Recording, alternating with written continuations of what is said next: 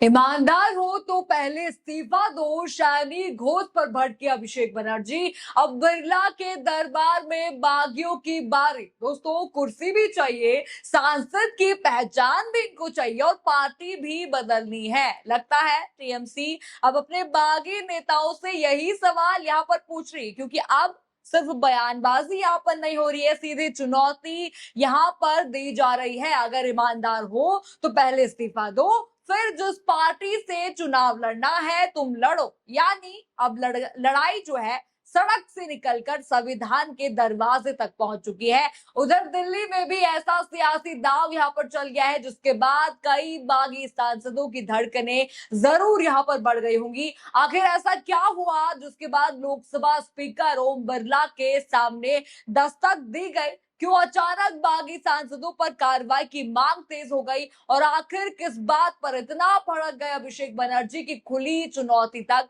दे डाली? आज के इस रिपोर्ट में पूरी कहानी मैं यहाँ पर आपको बताऊंगी। नमस्कार, मैं हूं राधा राणा और आप देख रहे हैं पीआरबी न्यूज। चलिए खबर की शुरुआत यहाँ पर करते हैं, ट्वीट से शुरुआत करते हैं। पहले आप ये ट्वीट देखिए, दिनेश पुरोहित का ये ट्वीट है। वे लिखते हैं, अगर टीएमसी के अलग गुट वाले नेताओं में जरा भी ईमानदारी है तो उन्हें अपने पद से इस्तीफा दे देना चाहिए। जिस भी पार्टी के टिकट पर चुनाव लड़ना चाहते हैं लड़े, उन्हें किसने रोका है? लोकतांत्रिक तरीके से दोबारा चुनाव लड़े और पहले अपनी सीट खाली करें। ये अभिषेक बनर्जी ने साफ साफ यहाँ कहा है। यानी कि आपने देख लिया, साफ साफ कह रहे, अगर ईमानदारी बची है तो पहले सांसद पद छोड़िए, उसके बाद नई पार्टी का झंडा उठाइए।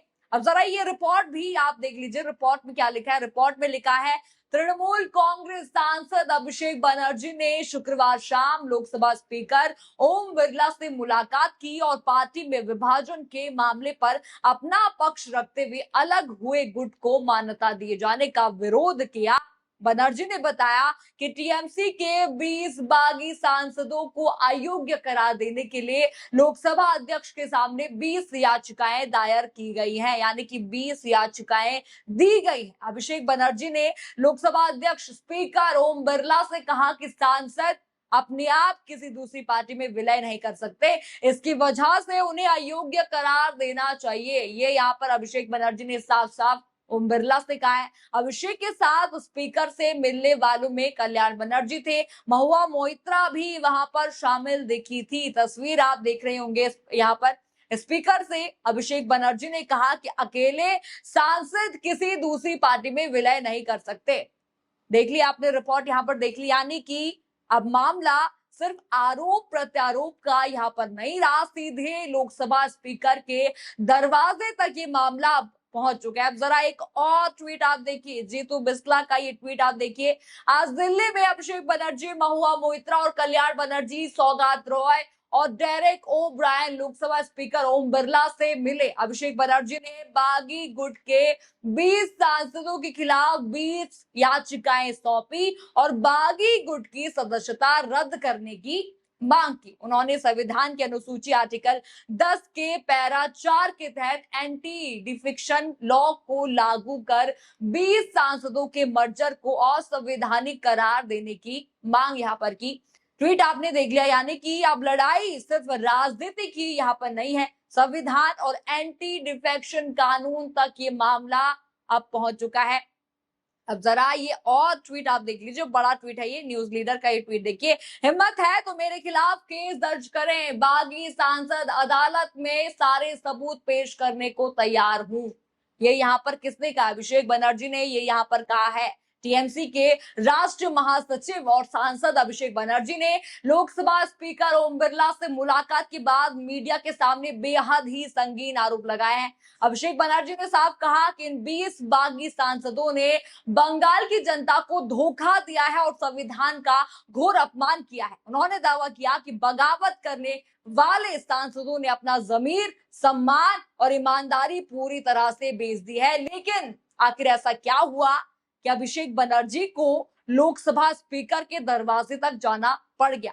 चलिए पूरा मामला मैं समझा देती हूँ क्या चल रहा है। दरअसल पश्चिम बंगाल की राजनीति में इन दिनों बगावत का तूफान मचा हुआ है। हर तरफ यही खबरें, यहाँ पर गोदी मीडिया भी चला रहा है कि टीएमसी में टूट है, ये खबरें चल रही हैं। टीएमसी का ये दावा है कि पार्टी के जो 20 सांसद हैं अलग गुट के साथ चले गए हैं। वो अलग गुट कौन सा है? एनसीपीआई।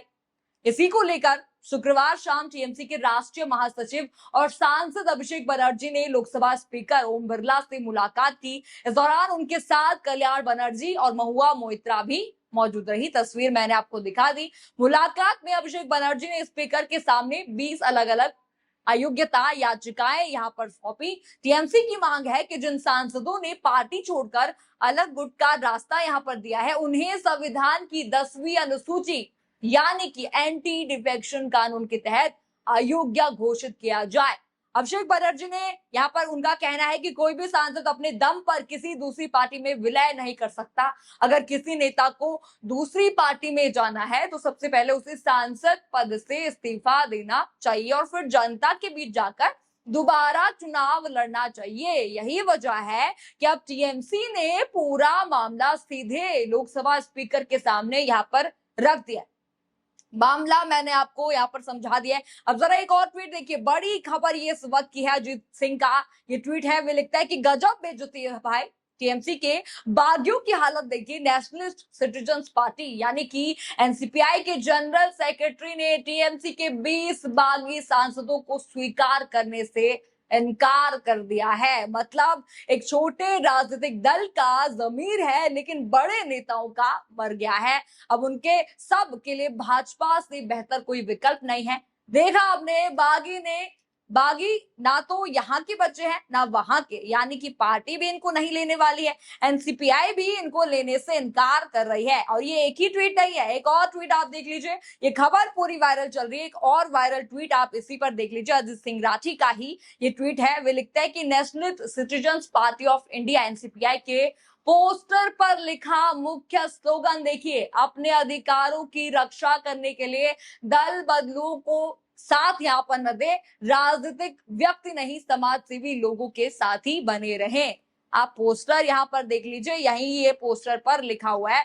देखा आपने, एनसीपीआई इनको लेना नहीं चाहती। अभिषेक बनर्जी ने ये कह दिया है कि इस्तीफा दो और अब सांसदी जाने का खतरा, यानी कि इन्होंने अपने पैर पर खुद कुल्हाड़ी यहाँ पर मार दी है। ना ये एनसीपीआई के हो सके ना ही टीएमसी के, और सांसदी जाने का खतरा अलग से यहाँ पर दिख रहा है। यानी कि आपने बयान यहाँ पर मैंने आपको दिखा दिए, खुली चुनौती मैंने अभिषेक बनर्जी की यहाँ पर दिखा दी, किस तरह से इनकी सांसदी जा सकती है वो भी मैंने आपको दिखा दी। और आपको मैंने दिखा दिया एनसीपीआई इनको लेना ही नहीं चाहती है। अब पूरा मामला लोकसभा स्पीकर के पाले में यहाँ पर पहुंच चुका है। अब देखना यहाँ पर यह होगा, क्या इन 20 याचिकाओं पर जो है कोई बड़ा फैसला यहाँ पर हो सकता है? क्या इन 20 बागियों की सांसदी यहाँ पर जाने वाली है? और क्या जो एनसीपीआई यहाँ पर कह रही है कि वो इन 20 बागियों को नहीं लेगी, क्या ये मामला सच होने वाला है? आपको क्या लगता है इस खबर पर? हमें कमेंट सेक्शन में अपनी राय जो है जरूर बताइए। खबर आपको पसंद आई हो तो चैनल को लाइक करें, शेयर करें और सब्सक्राइब करें और बने रहिए पीआरबी के साथ। धन्यवाद।